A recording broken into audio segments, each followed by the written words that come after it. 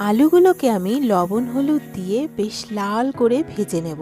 ভেজে তুলে রেখে ওই তেলের মধ্যেই জিরে, তেজপাতা আর গোটা গরম মশলা ফোড়ন দিয়ে বেশি করে পেঁয়াজ কুচি দিয়ে দেব। পেঁয়াজটাকে আমি লাল করে ভেজে নিয়ে ওর মধ্যে দিয়ে দেব লঙ্কা, আদা, রসুন আর জিরে বাটা। সবগুলোকে ভালো করে মিশিয়ে নিয়ে আবারও একবার লবণ হলুদ দিয়ে দেব। বারবার লবণ হলুদ দিলে কিন্তু প্রত্যেকটা আইটেমে লবণটা জাস্ট পারফেক্ট হয়। তারপরে হাফটা টমেটো এর মধ্যে দিয়ে মাংসগুলো দিয়ে দেবো। সবগুলোকে ভালো করে মাখিয়ে নিয়ে আমি মশলার বাটি ধুয়ে জাস্ট হাফ কাপ জল দিয়ে দেবো, আর কোনো রকম জল কিন্তু আমি দেব না।